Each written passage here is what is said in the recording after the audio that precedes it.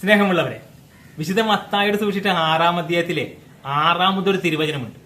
നീ പ്രാർത്ഥിക്കുമ്പോൾ നിന്റെ മുറിയിൽ കയറി കതകടച്ച് രഹസ്യങ്ങൾ അറിയുന്ന നിന്റെ പിതാവിനോട് രഹസ്യത്തിൽ നീ ഒറ്റയ്ക്ക് തനിയെ പ്രാർത്ഥിക്കുവിൻ.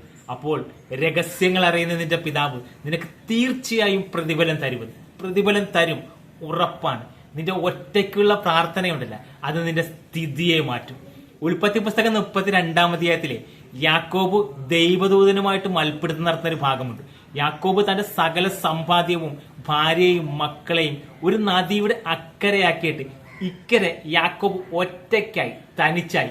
അപ്പൊ ദൈവത്തിന്റെ ദൂതനുമായിട്ട് ഒരു മൽപ്പിടുത്തം നടത്തുന്നുണ്ട്. അപ്പൊ യാക്കോബ് പ്രാർത്ഥിക്കുന്ന ഒരു പ്രാർത്ഥനയുണ്ട് കേട്ടാ, എന്നെ അനുഗ്രഹിച്ചിട്ടല്ലാതെ ഞാൻ നിന്നെ വിടുകയില്ല.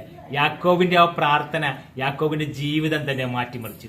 യാക്കോബിനോട് ആ ദൈവത്തിന്റെ ദൂതൻ പറയേ, നീ ഇനി യാക്കോബ് എന്നല്ല കേട്ടാ, ഇസ്രായേൽ എന്നറിയപ്പെടും. ഒരു സാധാരണ മനുഷ്യൻ ഒരു രാജ്യമായി മാറുകയാണ്. സ്നേഹമുള്ളവരെ, നിന്റെ ഒറ്റക്കുള്ള പ്രാർത്ഥനയുണ്ടല്ല, നിന്റെ തനിച്ചുള്ള പ്രാർത്ഥന, നിന്റെ ദൈവവുമായിട്ട് ദൈവവും നീയും തമ്മിലുള്ള പ്രാർത്ഥന നിന്റെ ജീവിതത്തെ തന്നെ മാറ്റിമറിക്കും. അതുകൊണ്ടാണ് എപ്പോഴും പറയുന്നത് പോലെ ഞാൻ ഇപ്പോഴും പറയുന്നത്, നിങ്ങൾ പ്രാർത്ഥിക്കുക, വിശ്വസിക്കുക, ധൈര്യമായിട്ട് മുന്നോട്ട് പോകുക. ദൈവം നിങ്ങളെ കൈവിടത്തില്ലെന്നേ. ദൈവം നിന്റെ കൂടെ ഉണ്ട്. ദൈവം അനുഗ്രഹിക്കട്ടെ.